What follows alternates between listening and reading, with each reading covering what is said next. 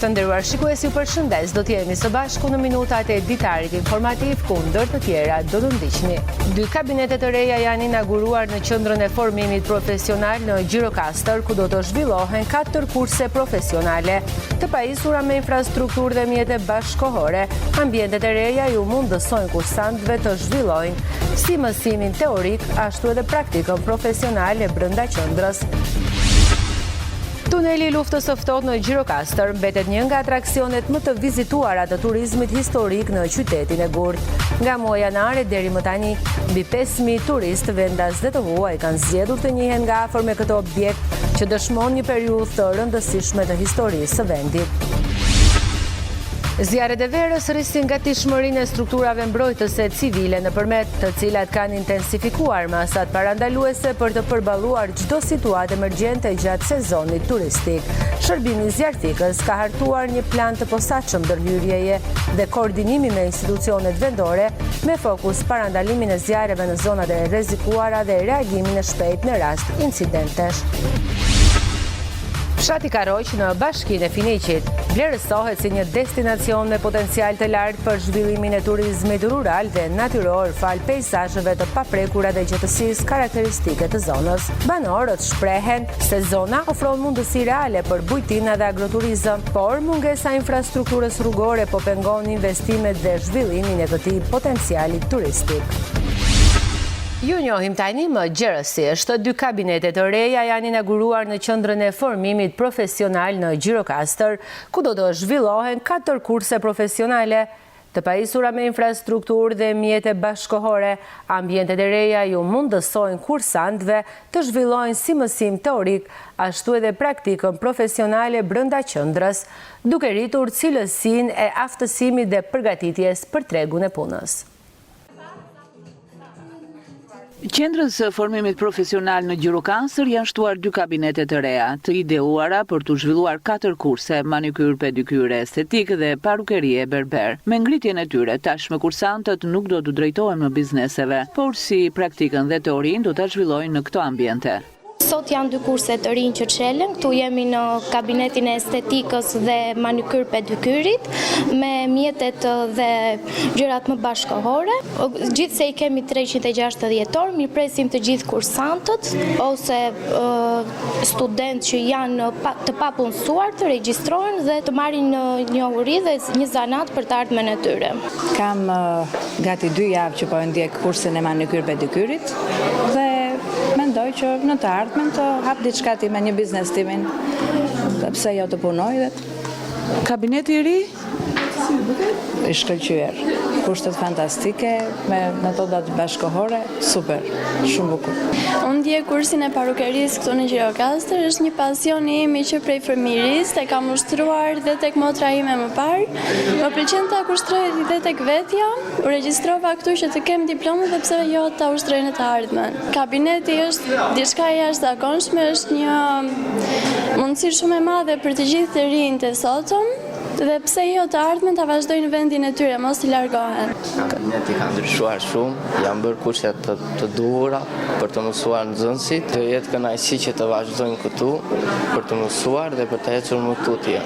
Investimi është kryer në kuadër të projektit të bëjmë tregun e punës të funksionojë për grupet në vështirësi nga organizata Devejt. Ky është investimi i dytë i projektit të bëjmë tregun e punës të funksionojë për grupet në vështirësi në Gjirokastër.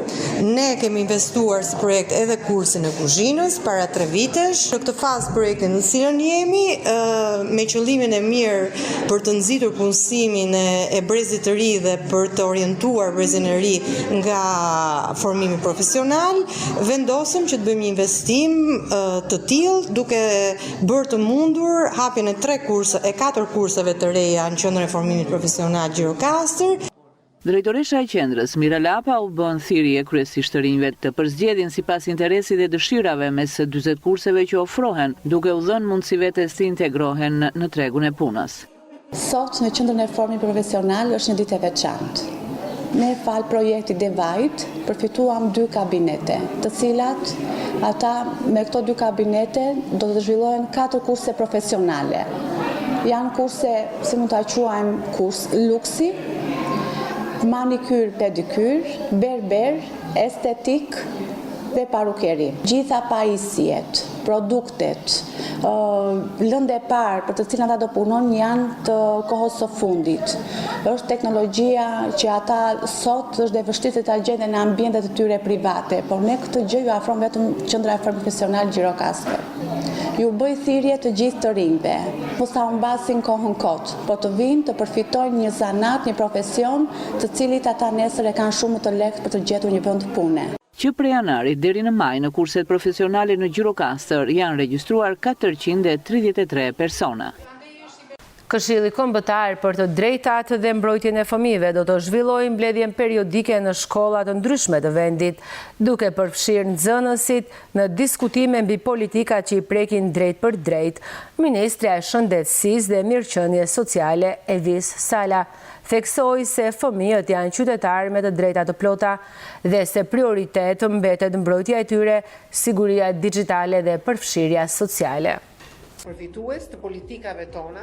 Me nismën e Ministres së Shëndetësisë dhe Mirëqenies Sociale Visala, Këshilli Kombëtar për të drejtat dhe mbrojtjen e fëmijëve do të zhvillojë mbledhjet e tij periodike në shkollat të qyteteve të ndryshme të vendit, duke përfshirë drejt për drejt në diskutime nxënës të arsimit para universitar dhe gjimnazist. Ministria theksoi se agjenda e re do të fokusohet në 3 drejtime kryesore: forcimin e sistemit të mbrojtjes së fëmijëve, eliminimin e çdo forme dhune dhe shfrytëzimin ndaj tyre si dhe promovimin e mirëqenies dhe mundësive të barabarta për çdo fëmijë, pa lënë askënd pas.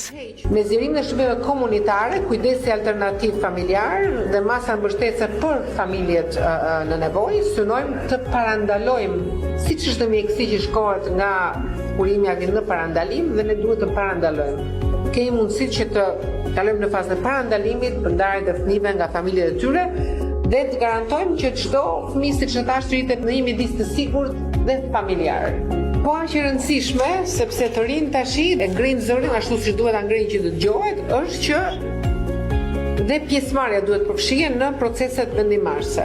Është inkurajuese që shohim se fëmijët po kontribuojnë gjithmonë më shumë në diskutimin e politikave tona. Mbrojtja e drejtave të fëmijëve nuk është përgjegjësi e një institucioni, dhe prandaj ne jemi të gjithë këtu bashkë, por është bashkëpunim, koordinim, angazhim. Jam e bindur që do vazhdojmë të ndërtojmë një sistem më të fortë, gjithëpërfshirës për çdo fëmijë në Shqipëri.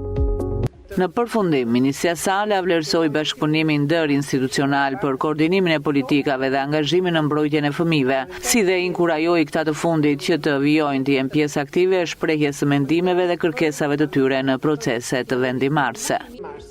Është inkurajues. Qytetarë Gjirokastrit ndonse në numër të kufizuar u mblodhën sërish në lagjen 18 shtatori në një protest ku shprehën kundërshtimin ndaj investimit të planifikuar në Zvërnec, duke cilësuar atë si një çështje që kërkon më tepër transparencë dhe debat publik. Në fjalët e mbajtura në këndin e ngritur për protestën, pjesëmarrësit u shprehën se për vite me radhë, politika ka ndikuar në krijimin e një perceptimi të gabuar mbi përgjegjësinë dhe korrupsionin, ndërsa theksuan se individët që kanë ushtruar funksione publike duhet të mbajnë përgjegjësi të plotë për vendimarrjet dhe veprimet e tyre gjatë ushtrimit të detyrës. Protestuesit kërkuan gjithashtu forcimin e institucioneve dhe mbrojtjen e pasurive publike si një domosdoshmëri për shtetin ligjor. Në përfundim të fjalimeve, qytetarët marshuan përgjatë bulevardit 18 shtatori, duke përcjellë mesazhe në mbështetje të transparencës, llogaridhënies dhe mbrojtjes së interesit publik. Gjatë marshimit u dëgjuan thirrje për vijimin e angazhimit qytetar dhe rritjen e pjesëmarrjes në çështje që lidhen me vendimarrjet publike. Protesta u zhvillua pa incidente dhe përfundoi në mënyrë të qetë. Tuneli i luftës së ftohtë në Gjirokastër mbetet një nga atraksionet më të vizituara të turizmit historik në qytetin e Gurt. Nga muaji janar deri tani mbi 5.000 turistë vendas të huaj kanë zgjedhur të njihen nga afër me këtë objekt që dëshmon një periudhë të rëndësishme të historisë së vendit.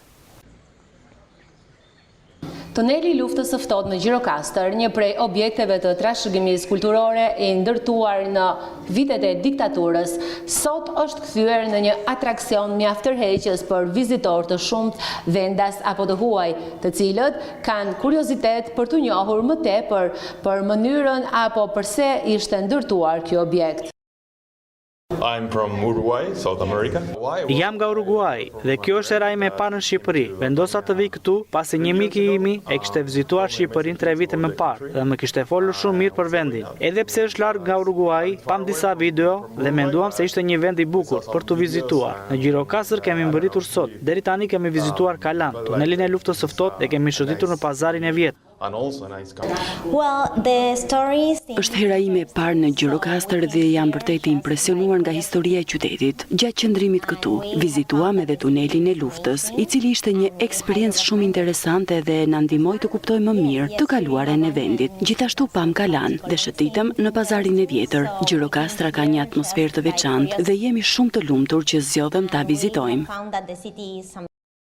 Sipas të dhënave nga janari deri tani, tuneli i luftës së ftohtë është vizituar nga mbi 5.000 turistë. Vizitueshmëria për periudhën që jemi, duke nisur nga janari deri në fund të majit ose edhe aktualisht në mes të muajit qershor, është goxha e mirë krahasuar me vitin që shkoi. Rreth 5.000 vizitorë, të cilët janë të shumt, pjesërisht nga Europa, por edhe nga Australia, nga Amerika, nga Kina e largët, vinë dhe janë të interesuar për historikun e luftës në Shqipëri, por edhe originalitetin e këtij tuneli. Interesi më i madh për ta është periudha në të cilën u ndërtua, si jetonte Shqipëria gjatë sistemit diktatorial, dhe jo vetëm për këta tunela, por për të gjithë tunelet e tjerë të ndërtuar në Shqipëri, për plan strehimet e ndërtuara gjatë sistemit diktatorial, a janë shfrytëzuar, si janë shfrytëzuar, ndërtesa e këtij tuneli lë përshtypje të veçantë sepse originaliteti tregon faktet historike të aso kohe. Tuneli i luftës së ftohtë mbetet një dëshmi të cilin sot e tregojnë përmes kujtesës. Saranda renditet nga revista udhëtimeve Travel of Path si destinacioni më i mirë bregdetar me kosto të përballueshme në Evropë për pushime verore.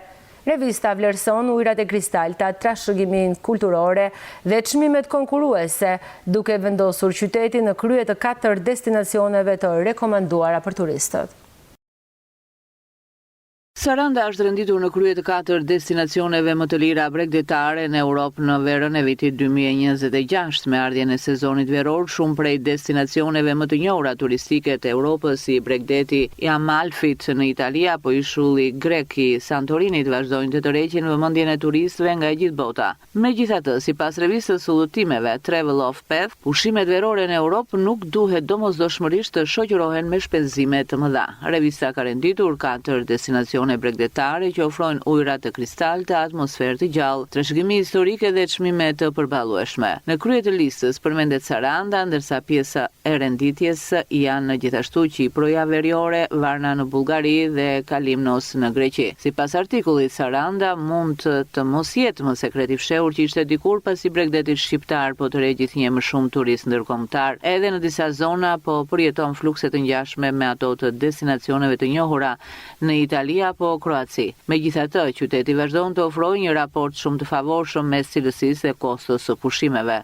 Në Ksamil, një nga plazhet më të njohura pranë Sarandës, vizitorët mund të gjejnë rrë të bardhë dhe ujëra të kthjellta që krahasohen shpesh me ato të Karaibeve apo Maldiveve. Një paketë plazhi që zakonisht përfshin një çadër dhe 2 shezlong mund të kustojë rreth $10 për gjithë ditën. Në qendër të Sarandës, e njohur për shititoren e gjatë, buzdetit dhe atmosferën e saj të gjallë, një sanduiç kushton rreth $5, ndërsa një vakt me 3 pjata në restorante të kategorisë mesatare kushton nga $40 deri në $55 për 2 persona. Edhe akomodimi konsiderohet i përballueshëm. Turistët mund të gjejnë dhoma në hotele ekonomike ose bujtina për rreth $20 nata, ndërsa qëndrimi në apartamente apo struktura më luksoze buzdetit kushton mesatarisht rreth $120 nata. Një tjetër pikë tërheqëse e zonës mbetet parku kombëtar i Butrintit, ku ruhen mbetjet e një qyteti të lashtë greko-romak me histori mijëra vjeçare. Kompleksi arkeologjik përfshin monumente të rëndësishme, mes tyre edhe një amfiteatër pjesërisht të fundosur. Sipas Travel of Path, bileta e hyrjes kushton rreth $11, një çmim dukshëm më i ulët krahasuar me vende të ngjashme historike në rajon. Artikulli ndalet edhe tek siguria, një aspekt që shpesh ngre pikpyetje për turistët që nuk e njohin mirë Shqipërinë. Sipas revistës, Shqipëria klasifikohet në nivelin 2 të këshillave të udhëtimit e Departamenti Amerikan i Shtetit Dash, i njëjti vlerësim që u jepet vendeve si Italia dhe Franca. Gjithashtu, vendi vlerësohet me 83 nga 100 pikë në indeksin e sigurisë udhëtarëve, një rezultat që konsiderohet i kënaqshëm për turistët ndërkombëtar. Zjarret e verës rrisin gatishmërinë e strukturave të mbrojtjes civile nëpërmjet të cilat kanë intensifikuar masat parandaluese për të përballuar çdo situatë emergjente gjatë sezonit turistik. Shërbimi i zjarfikës ka hartuar një plan të posaçëm ndërhyrjeje dhe koordinimi në institucionet vendore, me fokus parandalimin e zjarreve në zonat e rrezikuara dhe reagim të shpejtë në rast incidentesh. Rritja e temperaturave dhe fluksi i shtuar i vizitorëve gjatë sezonit turistik kanë vënë në gatishmëri strukturat e mbrojtjes civile nëpërmet. Për të përballuar çdo situatë emergjente dhe për të parandaluar rastet e zjarreve, shërbimi i zjarfikës ka hartuar një plan të detajuar masash në bashkëpunim me instancat përgjegjëse. Kemi marrë të gjitha masat që ta përballojmë më mirë, akoma nuk kemi shenja të zjarreve masive ose të dëndura, në një shfaqje zjarri që përballojmë rutinë domosdoshmë si çdo ditë ose gjatë gjithë vitit, po akoma nuk ka filluar zjarret nga temperaturat ose nga periudha e nxehtë e verës tamam. Akoma është bari i jeshilës, ka rënë një shi. Kemi bërë plane masash për të punuar si me policinë në zonat e mbrojtura pyjore. Është ngritur shtabi i emergjencës, ka mbi 15 ditë që funksionon të paktën. Kemi bërë takime, kryetari i bashkisë na ka thëtur me njësitë administrative, drejtoritë e pushtetit vendor, qoftë ato që qëndrojnë në nivel lokal, dhe kemi marrë detyrat tona. Përmeti, një nga destinacionet më të frekuentuara gjatë stinës së verës, përballet çdo vit me sfida që lidhen me mbrojtjen e mjedisit dhe sigurinë e vizitorëve. Në këtë kuadër, shërbimi i zjarfikës apelon për më shumë kujdes dhe bashkëpunim nga të gjithë. Dua të bëj prapë të qartën që zjarret ose dëmtimi i pronës nga zjarri është vështirësuar dhe në kodin penal, quhet krim me masa të rënda, bileja shkon deri në 15 vjet burgim. Kështu që njerëzit duhet ta ndjejnë këtë njërdhë si detyrim që duhet të mbrojnë në pyet pa le vendosin e zjarreve, qoftë nga pakujdesia, pastrim kopshesh apo shtëpish me turinash që janë mundësi të mëdha për të ikur zjarri nga kontrolli. Gjithashtu kam një apel për të gjithë qytetarët, megjithëse neve kemi një komunitet të mirë, duhet të thënë, që janë të kujdesshëm, por prapë gjithmonë porosia duhet që të kenë kujdes në këtë periudhë është zjarri është tepër i rrezikshëm.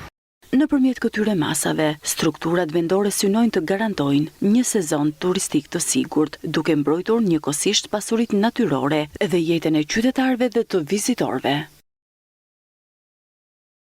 Fshati Karoq në Bashkinë e Finiqit vlerësohet si një destinacion me potencial të lartë për zhvillimin e turizmit rural dhe natyror, fal peizazheve të paprekura dhe qetësisë karakteristike të zonës.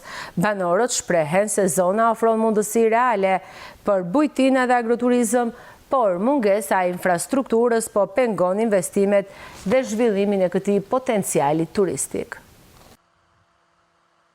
Rrugëtimi drejt fshatit Karoq të Bashkisë së Finikit shoqërohet me pamje magjepse të natyrës, por edhe me disa monumente kulturore, kryesisht objekte të kultit. Të gjitha këto resurse po tërheqin vëmendjen e vizitorëve të huaj, të cilët sot disin dhe shijojnë natyrën e Karoqit, por janë vetëm kalimtar. Mësuesi Pandeli Çaveli flet me ëndje për bukurit e fshatit të tij. Tu kalojnë vizitorë të huaj, janë kalimtar nuk qëndrojnë shumë. Arsyeja është se ndoshta nuk janë të organizuar, nuk e njohin mirë terrenin. Dëshira jonë është që të qëndrojnë. Zona jonë është e pasur edhe me gjetje arkeologjike, është e pasur me pije të bukura, me lumenj të bukur. Mund të organizojnë mjaft piknike në këtë. Kemi male. Çfarë mendoni që mund të nxjisë vizitueshmërinë përmirësimi i infrastrukturës? Infrastruktura është e para, e domosdoshme, se këtu s'ka rrugë, nuk ka ujë, nuk ka drita. Nëse këto do ndreqen dhe për këtë duhet shteti të vë dorë se ne nuk e bëjmë dorë këtë. Unë besoj se mund të zhvillohet agroturizmi në këtë zonë. Ndërsa kryetari i fshatit Semistokli Qesari përforcon idenë se pa infrastrukturë rrugore nuk mund të pretendojë zhvillimi i turizmit. Kalojnë shumë turiste. Nga vinë ata, nga janë? Ata janë nga Suedia, nga Elvetia, me Zvicra, motocrossa, nga Gjermania. Vetëm janë kalimtar apo qëndrojnë në fshat? Kur janë lokale të hapura, po është një lokale hapur, qëndrojnë. Rastisi që ishim këtu. Se bërëm një punë. Bujtina, hotele, nuk keni ndërtuar ju në fshat, nuk ka për... Jo, nuk kemi hotele. Në të njëjtën pozitë ndodhen edhe 5 fshatet të tjerë të kësaj zone. Grava, Qesarati, Komati, Karoqi, Smineci dhe Grajsdani formojnë unazën e fshatrave të Rëzës, të cilat kanë resurse turistike por pa infrastrukturë rrugore. Të nderuar shikues, ishit në minutat e ditarit informativ. Ju faleminderit për vëmendjen, shikim të këndshëm të programeve në vazhdim. Bashkë, miru takofshim.